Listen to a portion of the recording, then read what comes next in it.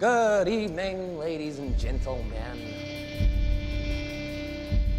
Heath was somebody I'd met with over the years for different roles.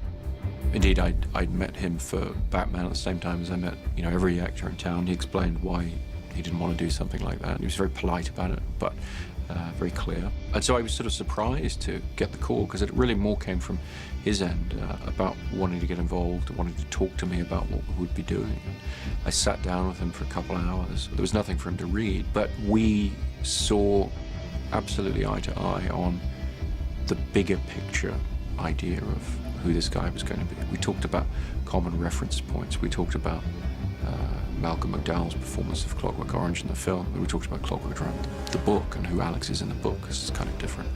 We looked at paintings by Francis Bacon for visual reference. We looked at all kinds of things, talked about all kinds of different philosophical ideas behind the Joker and anarchy and chaos and what he would represent. And Heath was just ready to do it. He was ready to do something that big. I'll settle for his loved ones. So after that first meeting, it was very clear to me that it was going to be an incredibly exciting road to go down. You remind me of my father.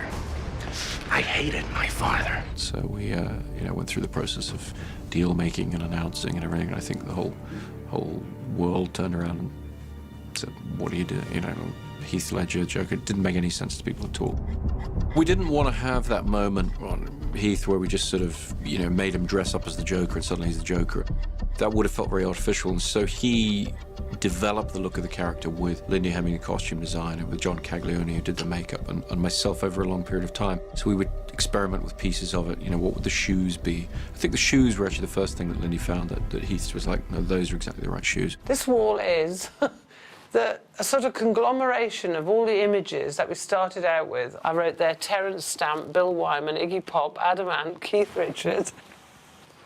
This is a sort of, like an amalgam of shirt fabrics and ties.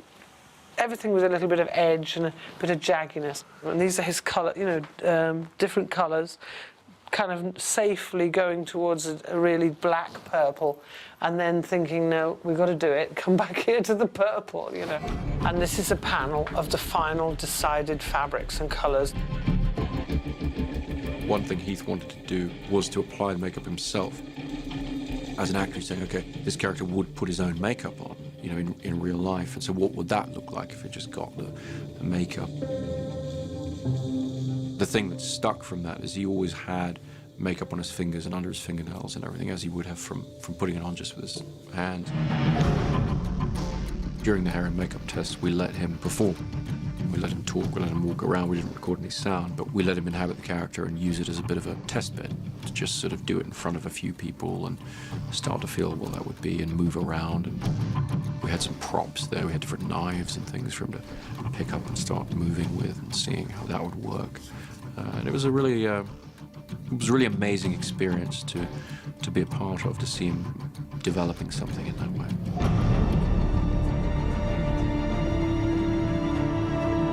It really is a performance that is done with no safety net. This town, it deserves a better class of criminal. It really just goes for broke, and those are the performances that endure. And I'm going to give it to him. The execution of that role, the performance he gives there, transcends anything you want to call a comic book movie or an action movie. It's just one of the most iconic movie performances of modern time.